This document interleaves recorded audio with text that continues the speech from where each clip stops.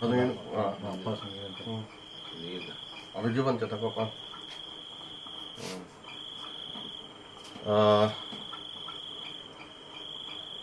Pinungwi tum harlong coba dalong mana jo BJP long ke ningkan kontrol ke dodo na tum kali lo ha mau sing timung pini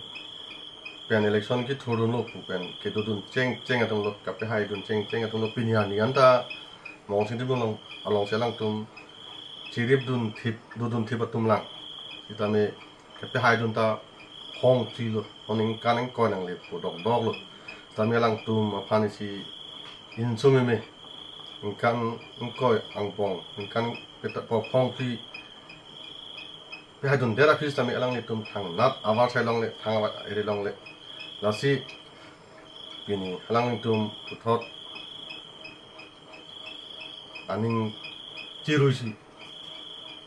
pini belega party long phis tami lang tum cikar lanang kok lo asi labang ke isi kamatha kasukir dot thega pot milin menta kurwang chulo tong tum ni lang ma ta hong lo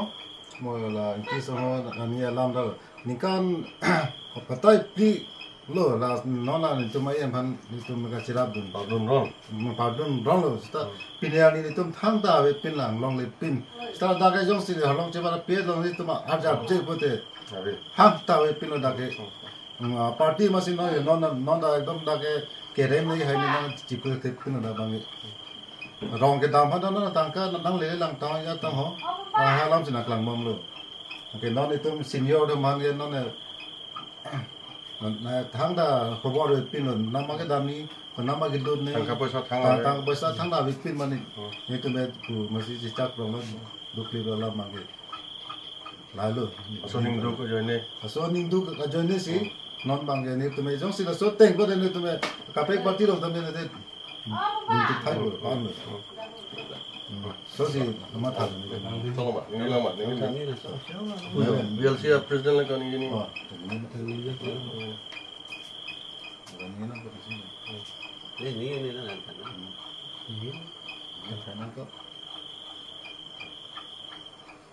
hong lo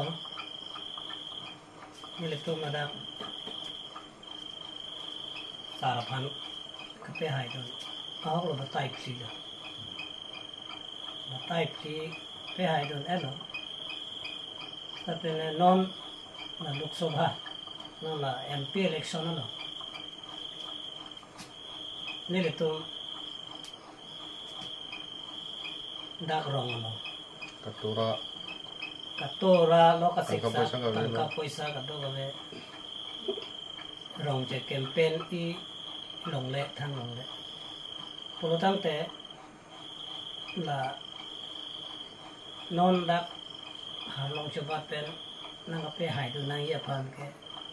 kupul ma mat thek the dan la si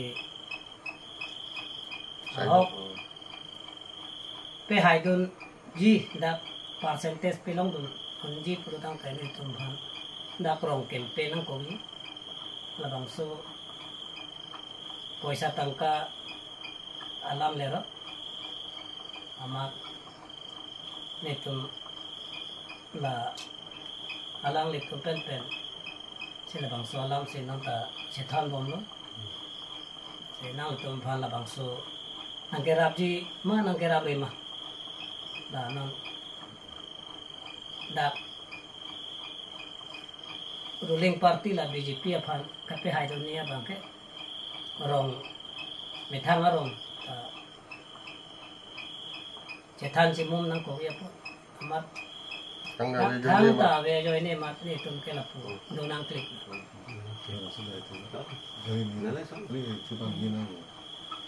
lo de kita pu neta de methang arong lo kita de rong kampra lo ma neta thang ta phone de lende ma rong ka neta rong so pa ta cheu ko nai the la ma ta ko sa ve jo ne ma pu si som dun do ko lo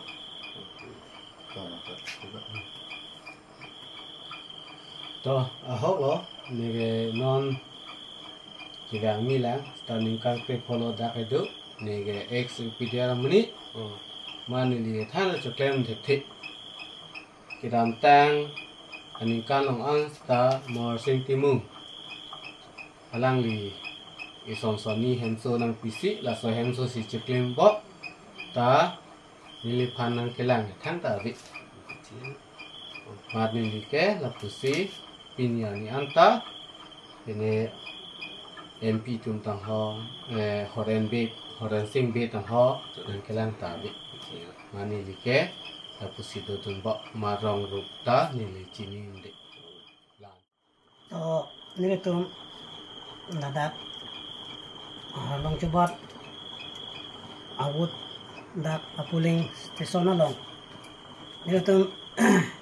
ningkan pli kai lo batai pli labang so hong pli ni tum ladak mol sing timu pes sarapan pe haidun lo sita menon piningan suri ni lain korupsi non luk subha an nang le tang la se ni tum thang ta ke long do na son non an avela la se ni tum pinung we bang ke che thanang ko la se tum akisung alam ma si sai yogi sini tum la da halong coba halong bang ke ni tum EPL isi long si ciwan ko